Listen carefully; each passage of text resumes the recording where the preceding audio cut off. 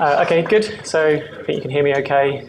So my name's Ricky Thomas. I am the co-founder and CTO of Streamkap. And doing a talk on monitoring real-time pipelines and how we move from Elasticsearch to ClickHouse. So kind of like really building a real-time application, which I know there's a talk after this. So that's what we'll cover. And of course, the mistakes we made in going with Elastic OpenSearch in the first place. While I've got your attention, the second mistake I made is going to jiu-jitsu, and I'm recovering from a black eye, popped out rib, and I will be coughing or trying not to cough too much during this talk. So all about my mistakes this talk. Okay, good. I guess very quickly, so we're going to look at what is Streamkap. We are only a year old, so quite a young company. So we'll just do that quickly. We'll look at some of the data in how it comes out of Kafka, Flink, and things like this. What did we need? We needed real-time monitoring. Why Elasticsearch didn't work for us, and then how we solved it with ClickHouse. I should point out that we actually used OpenSearch, and I know there's some debate whether they're the same since 2021. We went for OpenSearch on an AWS managed service, but from all my understanding, the issues we had apply on both. Okay. So first of all, what is Streamkap? Talking about CDC just before this, and Dale has done a good blog on how you build CDC pipelines with ClickHouse. CDC is fantastic. Debezium is amazing as well, and so with Kafka and so on. But it can be quite complicated to set up and run yourself. In particular, the monitoring, as you know, as we've experienced as well. So Streamkap is a real-time ETL platform. We're trying to make it super easy, serverless like ClickHouse Cloud, in connecting sources, initially CDC sources, and then sending that to the destination like ClickHouse with just a few clicks. And you don't need to worry about anything else. We'll see it later on, but we try and focus on just latency. So you don't need to worry about any of the monitoring, the errors, the data typing issues, concurrency, back-offs, and stuff like this.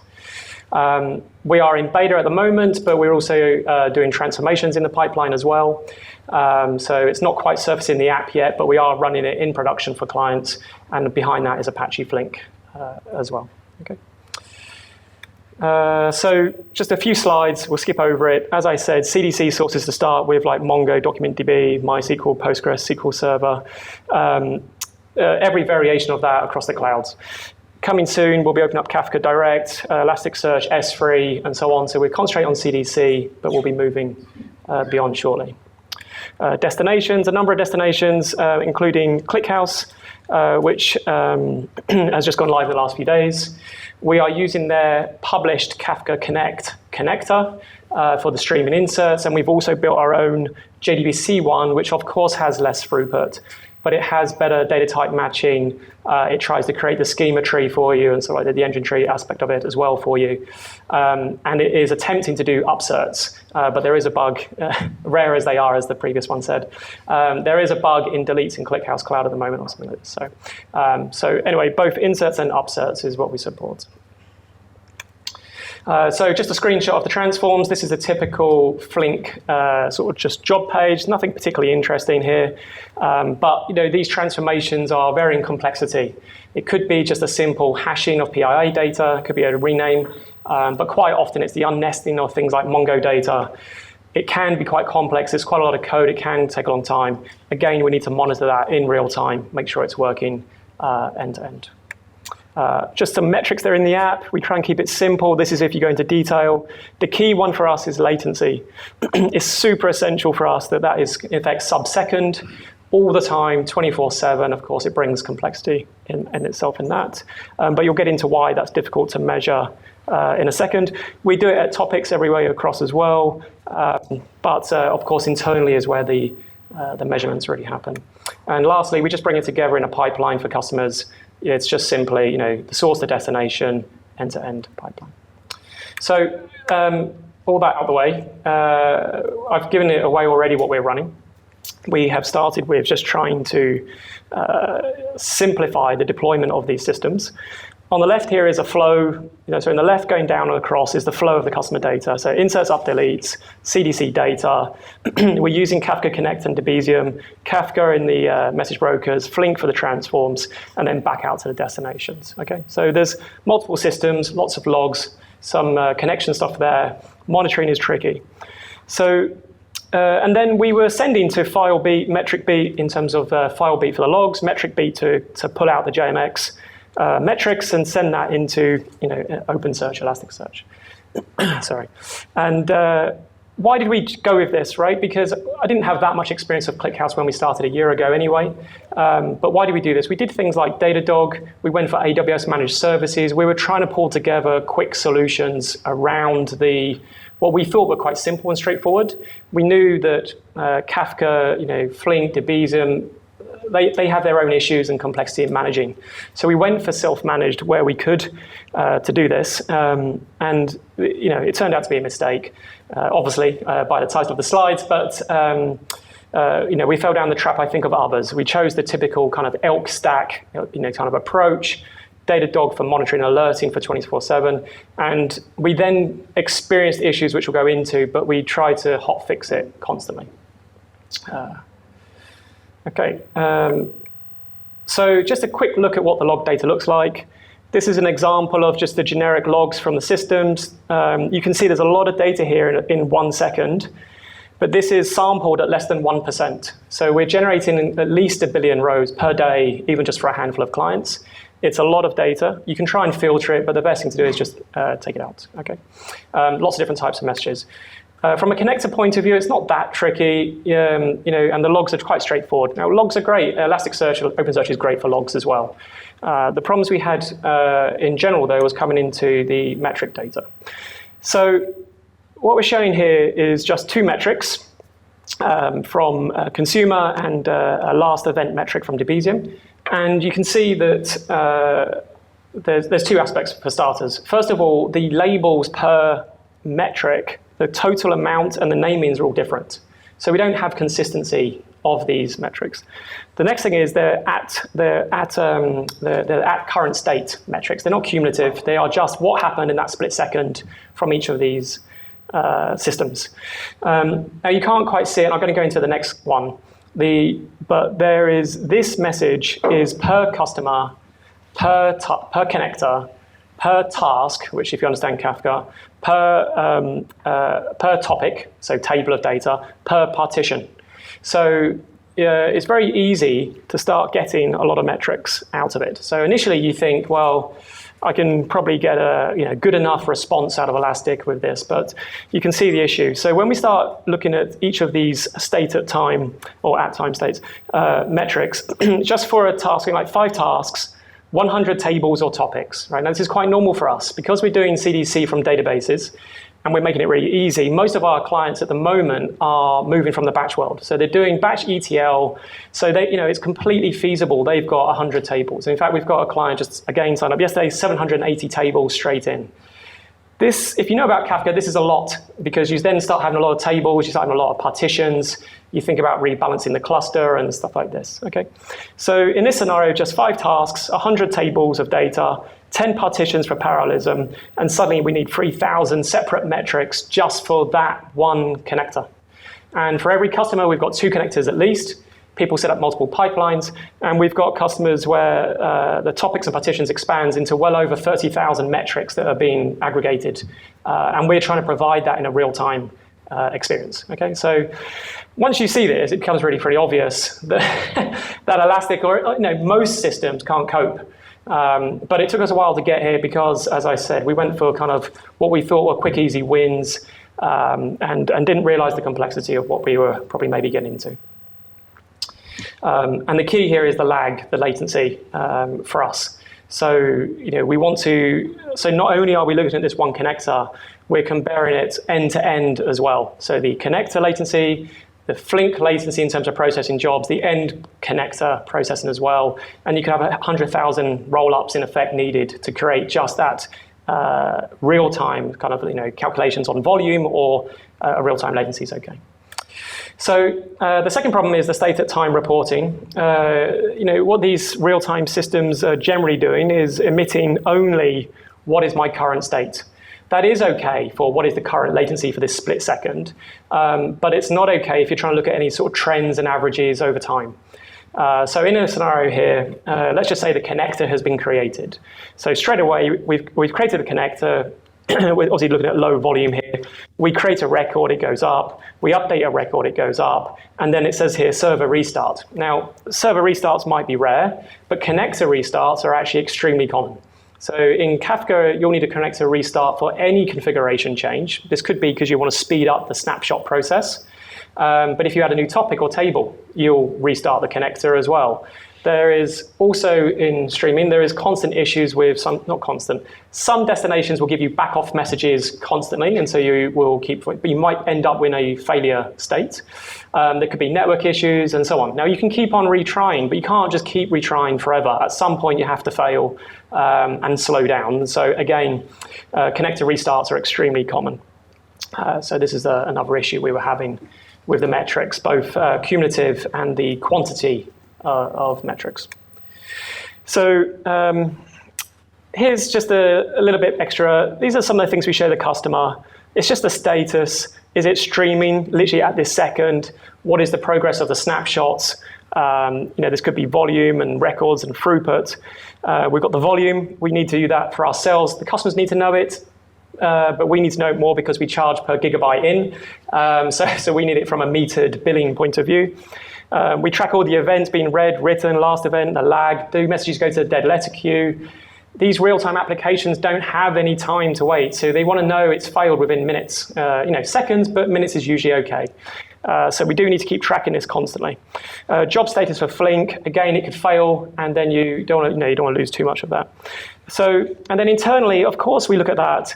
But we've got this kind of 24/7 monitoring point as well. There's, as you can see, there's a whole array of things that can go wrong when you're looking at things like Kubernetes, the cluster health, partition rebalancing, scale up, clients sign up, and suddenly there's 1,000 new topics being synced with terabytes of data. It works, but there's always this concern that your metrics might not be quite right, and you need alerting to DevOps to have a look at it. It's serverless, it does scale up and down, but we're a new company and nothing's perfect.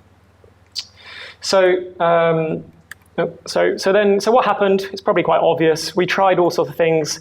The indices, we tried Elastic's roll-up feature, which should have solved a lot of this. We thought it would, but actually we got non-stop timeouts and limited options in how we create those roll-ups. We do see some of that in ClickHouse, not the timeouts, but it's complex to create the roll-ups that we need. But ClickHouse has more options, and that's why it works. Pagination, hot, warm, dedicated nodes, caches. We tried slowing down the updates. We tried every bit of sizing going with the systems. We did all this stuff. No matter what we did, we still ended up with slow queries, delayed results, app freezing. We had to rewrite the front-end app to stop waiting on metrics because it was sometimes slow.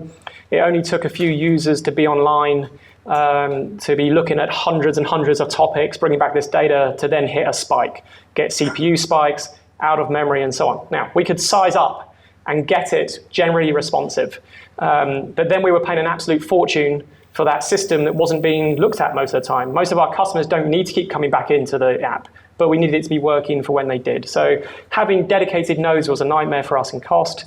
Sizing up massively for performance was too expensive. And that stack was costing us more than our hosting bill, even as a startup. That was actually okay when we're on the AWS credits in our first year. So at one point we were burning $15,000 to $20,000 a month just on OpenSearch, and we only had like a handful of customers. And we weren't charging anywhere near that much. So it was clearly not going to last. And as those credits started to run out, we had to look for a new solution quite rapidly. So, but in the meantime, we were fixing other issues and getting the system working. So it kind of was okay. But the other thing was that I haven't mentioned is we couldn't do the things we wanted to do. We couldn't actually do the metered billing. We couldn't hang off dashboards properly for looking at our reporting across customer accounts. It was just too complex, especially working with things like DSL code instead of SQL and stuff like this. So after looking around, having to find a new solution, we even considered Flink for the roll-ups because we had it in place. We then read a blog by Cloudflare saying they looked at Flink as well before going to ClickHouse, so we ruled that out. And it was some of the blogs from Cloudflare that helped us actually sort of look at ClickHouse more seriously, and if it can work for them, it can work for us, right? So we got rid of the Elastic products. We used FluentBit, a lightweight log shipper. We were using Datadog. Again, bills racking up quite quickly on that sort of volume and so on. And we decided to deploy Prometheus, which already had a JMX plugin and so on. And plug that into ClickHouse. That was easy. Putting Grafana on was easy. Superset, 10 minutes. This sort of stuff, it all just works really well. The thing that's a little bit more detail relevant to people who care is that what we saw with metric beat is that you could have one record could have multiple metrics in it. So it made it more complex to deal with. So the devs were then pulling it out into Python to try and extract that data as well. With ClickHouse, it's one record per metric. It's just so much simpler for us to work with. As a quick flow, it really is this easy. The raw data goes into the replicated merge tree. We do some differential calculations using arrays and array functions to look at those averages.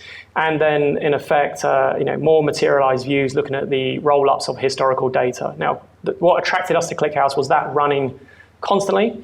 I have a DBA background, not so fresh, but we have a lot of experience in our previous companies with companies like Snowflake and others. Usually materialized views need window functions, or they don't actually stick up to date to the second. Mostly they can't deal with real-time data. They're trying to do that now, but it's so far behind that we felt like we had very little options. With ClickHouse, it's just so easy in comparison. So a couple of materialized views on the raw data, and then putting in some time to live in there to sort of clear up the granularity and so on. So very simple for us to go into 1 minute roll-ups daily, hourly, and so on, weekly, and then start deleting that data. We don't actually need all that raw metric data for very long at all. And so all of that allows us to keep the build down as well as we delete all the old data. It's quite obvious here as well, as I just said, but really, really basic SQL to get the results we needed. So simple groupings, as you know, it's just standard SQL. Very easy array and array functions to do the sums, and again, materialized views for the roll-up. So the whole thing, most of the time we spent migrating from Elastic to ClickHouse was actually deleting the old code and going, oh God, this is so simple. What have we done? We spent so much labor on this. And so clearly you had to do some testing. There was some differences, but what it made us realize was that we could have done this from the start and saved our AWS credits for something more meaningful. Now we did start in-house. We were scared about the cost of using ClickHouse Cloud because cloud doesn't normally always equate to cheap, and we had it working. And then we needed some support, and then we're wondering, well, who do we ask for support? That was the first point. But then also we had a restart in Kubernetes. ClickHouse didn't restart. Someone had forgotten to put it as a service to start. There's a bunch of things like this. So it didn't take long. We were on it for a few weeks, and we looked at this these issues and decided this is just not worth it. We want to keep building, what we're good at. Which is the Kafka streaming aspect and not the real-time monitoring application. So we moved to cloud. It took, I think, 6 hours. All we did was add another destination into FluentBit, recreated the tables and views using the show create table functions and so on, or show create views. And we're like, okay, that's faster, and we haven't even done anything yet. And so we started switching straight away. And then we contacted support for the issues that we had to get the help straight away. And I think, for us, as a startup, we had loads of issues to deal with.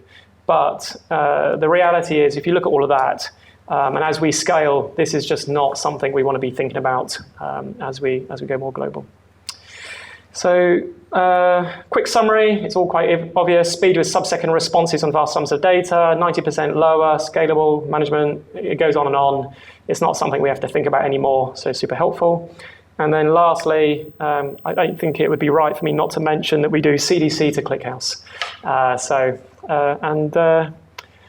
That's it, that's my talk. So thank you.